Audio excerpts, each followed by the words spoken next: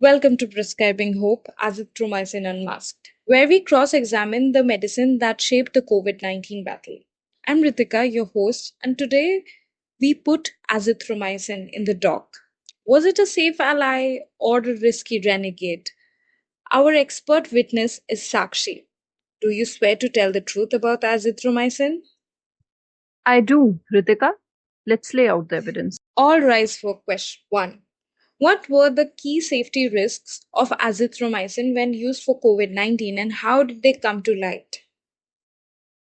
Azithromycin faced scrutiny for its cardiac risks, primarily QT prolongation, which can trigger life-threatening arrhythmias like torsade, like torsades de points.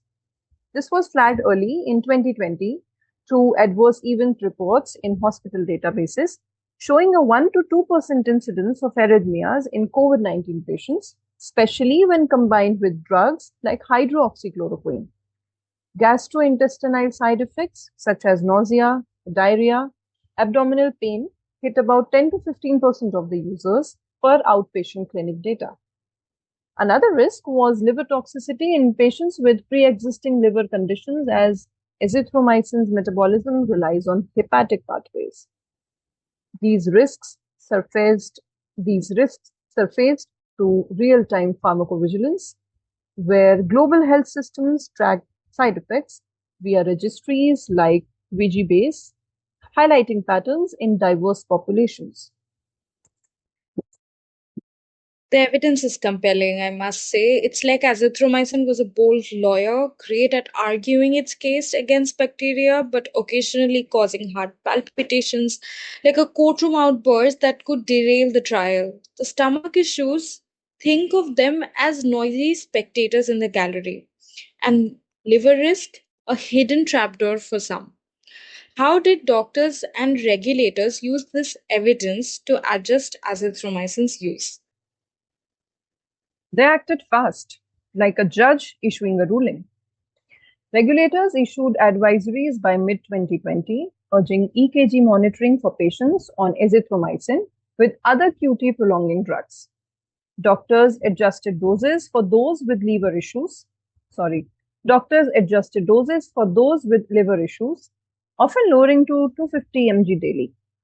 Pharmacovigilance data led to guidelines prioritizing low-risk patients for outpatient use, while hospitals implemented stricter monitoring, like daily EKGs for ICU cases. These steps reduced adverse events significantly.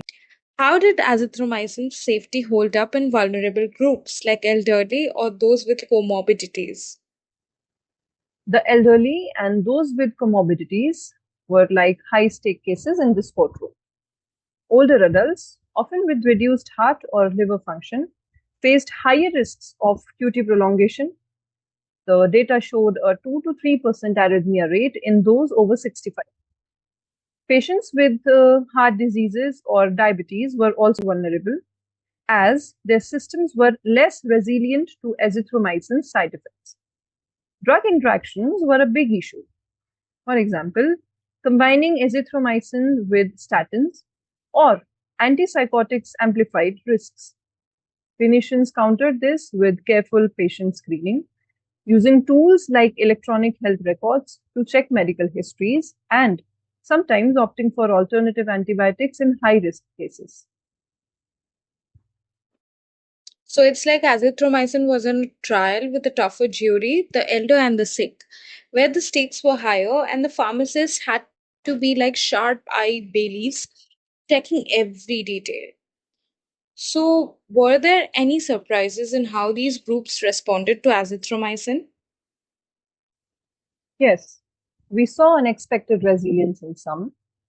For instance, younger patients with mild comorbidities like controlled diabetes tolerated azithromycin well, with side effects mirroring healthier population.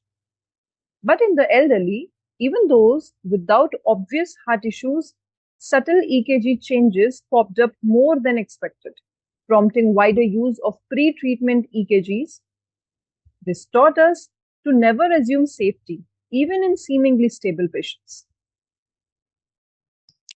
What verdict did the COVID-19 era deliver on azithromycin safety for future usage?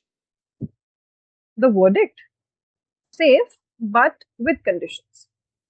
COVID-19 showed azithromycin's risk, cardiac, gastrointestinal, hepatic, are manageable with vigilance.